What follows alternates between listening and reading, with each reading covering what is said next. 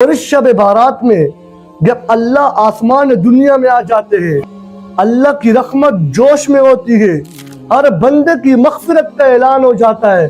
لیکن اس رات میں بھی کچھ ایسے بندے ہیں جن کی مغفرت نہیں ہوتی۔ وہ بد نصیب بندہ ہے جس کی اس رات میں مغفرت نہیں ہوتی، وہ ہے والدین کا نافرمان۔ جو بندہ اللہ تبارک و تعالیٰ کے ساتھ کسی کو شریک ٹھہرائے، اور جن کو اللہ تبارک و تعالیٰ کہہ رہے کہ میں ایسے لوگوں کے ساتھ میں بات نہیں کروں گا، اور قیامت والے دن نہ ان کی طرف میں دیکھوں گا نہ ان کے گناہوں کو معاف کروں گا۔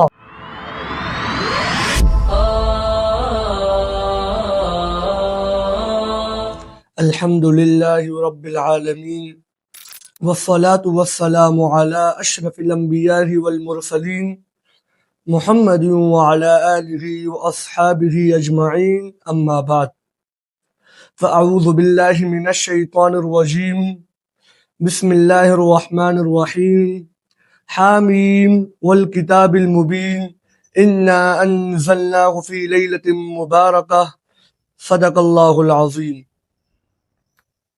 میں نے آپ حضرات کے سامنے سورۃ الدخان کی آیت مبارکہ پیش کی، اِنَّا أَنزَلْنَاهُ فِي لَيْلَةٍ مُبَارَكَةٍ، کہ بے شک ہم نے اس کو برکت والی رات میں اتارا۔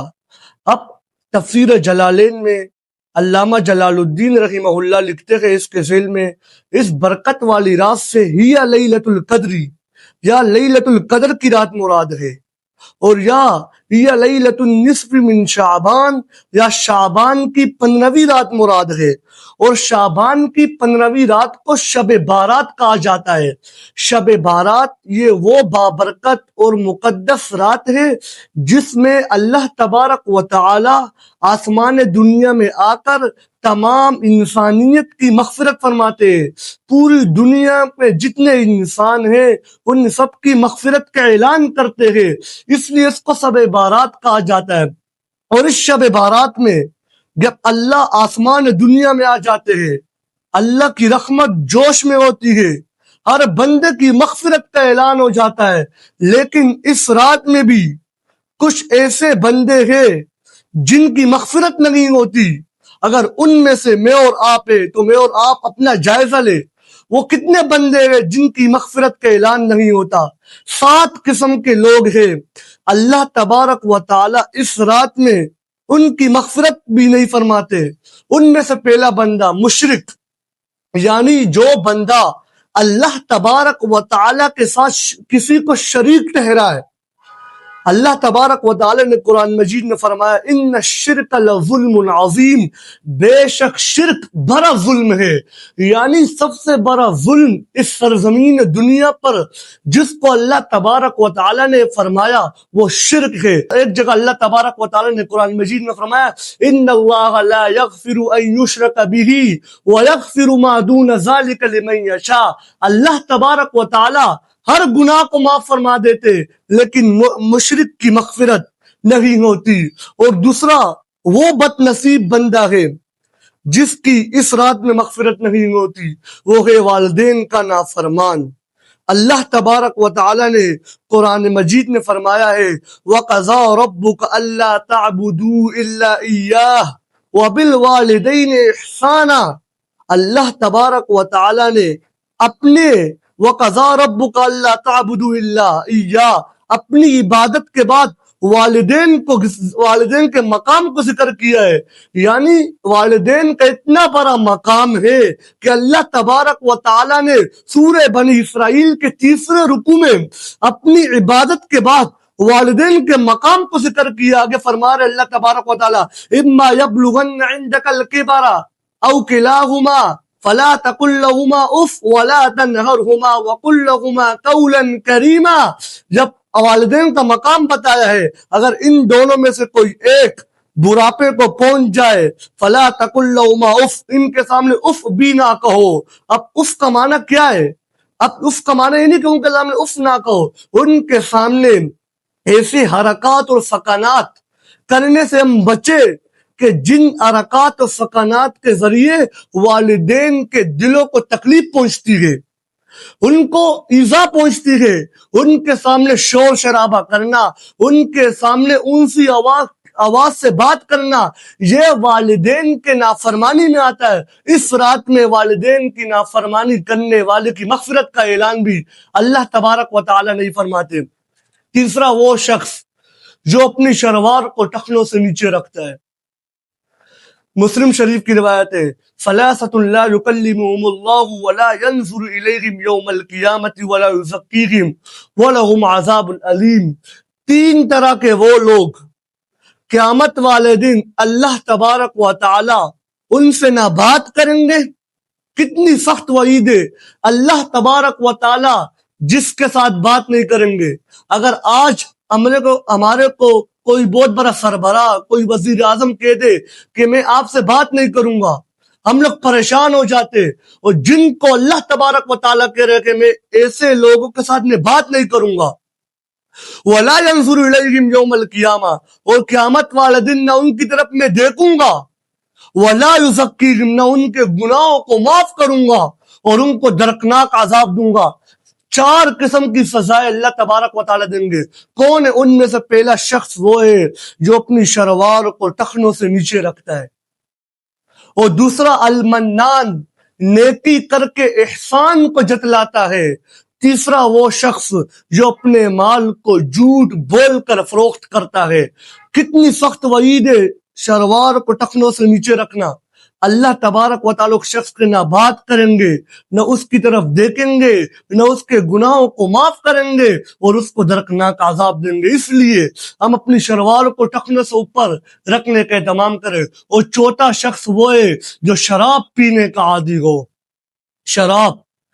شراب یہ اللہ کے غضب کی طرف دعوت دیتی ہے۔ شراب اللہ تبارک و تعالی اس شراب پینے والے کی مغفرت بھی اس رات میں نہیں فرماتے۔ اور پانچواں شخص قاتل، جو قتل کرتا ہے۔ قتل اس رات میں قاتل کی مغفرت کا اعلان بھی اللہ تبارک و تعالی نہیں فرماتے۔ اور ایک اور شغل خور، نبی کریم صلی اللہ علیہ وآلہ وسلم نے فرمایا لا يدخل الجنت قطات، اللہ تبارک و تعالی جنت میں شغل خوری کرنے والے کو جنت میں داخل نہیں فرمائیں گے۔ اور اسی طرح ایک وہ ہے جو کینہ رکھتا ہے۔ یہ 7 قسم کے لوگ، اگر یہ 7 قسم کی بیماری اگر ہمارے اندر پائی جاتی ہے تو ہم آج ہی رات اللہ سے معافی مانگے۔ نمبر 1 جو مشرک ہے، نمبر 2 والدین کا نافرمان، نمبر 3 کینہ رکھنے والا، نمبر 4 شرابی، نمبر 5 قاتل، نمبر 6 شلوار کو ٹخنوں سے نیچے رکھنے والا، نمبر 7 شغل خور۔ اللہ تبارک و تعالی ہم سب کو ان تمام بیماریوں سے، ان تمام نوست سے بچا کر اللہ تبارک و تعالی اپنی رحمت کی آغوش میں ہم سب کو لے لے۔ اور اسی طرح اس رات میں اکثر لوگ قبرستان کی طرف جاتے ہیں، قبرستان، اور یہ کہتے ہیں کہ حدیث میں آیا کہ اللہ کے نبی کریم صلی اللہ علیہ وآلہ وسلم جنت البقیع میں گئے، قبرستان میں گئے اس رات میں۔ دیکھیے حدیث یہ ہے کہ امی عائشہ صدیقہ رضی اللہ عنہا فرماتی ہے 15ویں رات کو میں نے پیغمبر خدا صلی اللہ علیہ وآلہ وسلم کو اپنی آرام گاہ میں موجود نہیں پایا، اور میں اٹھی، میں اللہ کے رسول صلی اللہ علیہ وسلم کو ڈھونڈنے نکلی تو اللہ کے نبی کریم صلی اللہ علیہ وآلہ وسلم قبرستان یعنی جنت البقیع قبرستان میں تھے۔ اور میں وہاں گئی تو اللہ کے نبی کریم صلی اللہ علیہ وسلم نے فرمایا اس رات میں اللہ تبارک و تعالی آسمان دنیا پر نزول فرماتے ہیں اور بنی کلب کی بکریوں کے بالوں کی تعداد سے زیادہ گناہگاروں کی مغفرت فرماتے ہیں۔ اب لوگ اس حدیث کو پکڑ کر قبرستان کی طرف جاتے اور ہر سال قبرستان میں جاتے۔ پیغمبر خدا صلی اللہ علیہ وآلہ وسلم اپنی پوری زندگی میں ایک بار قبرستان میں گئے، اور رات کو گئے، یک تنہا گئے، اندھیری میں گئے اور اپنے دل کی تار کو اللہ کے ساتھ جوڑا۔ یہاں پر لوگ قبرستان کی طرف جاتے ہیں، گروہ در گروہ جاتے، جماعت در جماعت سب جا رہے ہوتے ہیں، اور وہاں پر جا کر چادریں چلاتے ہیں، اگربتیاں چلاتے ہیں۔ اس لیے اگر قبرستان جانا بھی ہے پوری زندگی میں پیغمبر خدا صلی اللہ علیہ وسلم ایک بار گئے اور یک تن تنہا جائے. اگر آپ کو جانا ہے تو یک تن تنہا جائے قبرستان میں, باقی گرو در گرو جماعت در جماعت نہ جائے. قبرستان تو وہ جگہ ہے. حضرت عمر بن خطاب رضی اللہ عنہ کے بارے میں آتا ہے, جب حضرت عمر رضی اللہ عنہ قبرستان جایا کرتے تھے اتنا روتے تھے ان کی داڑھی مبارک آنسوؤں سے بھر جاتی تھی. حالانکہ حضرت عمر رضی اللہ عنہ کے بارے میں اللہ کے نبی نے فرمایا تھا یہ جنتی کے عشر مبشرہ میں شامل تھے. اس لیے اس رات میں اللہ تبارک و تعالیٰ کی طرف ہم رجوع کرے اور نفلی عبادتیں تنہا کرے. اس راتوں میں لوگ صلاۃ التسبیح کی جماعتیں بناتی ہیں, حالانکہ نفلی عبادتوں کی جماعت نہیں ہوتی ہے. یک تنہا ہم اپنے تنہائی میں عبادت کرے, قرآن کی تلاوت کرے, صلاۃ التسبیح خود پڑھے اور اسی طرح نوافل پڑھے, قرآن کی تلاوت کرے اور اپنے دل کی تار کو اللہ کے ساتھ جوڑ کر اپنے گناہوں کی معافی مانگ کر, تاکہ آنے والے رمضان المبارک کے لیے ہمارا دل صاف ہو جائے اور ہم رمضان المبارک میں اللہ تبارک و تعالیٰ کی خوب عبادت کرے. اللہ تبارک و تعالیٰ ہم سب کو ان باتوں پر عمل کی توفیق نصیب فرمائے. وآخر دعوانا الحمدللہ رب العالمین.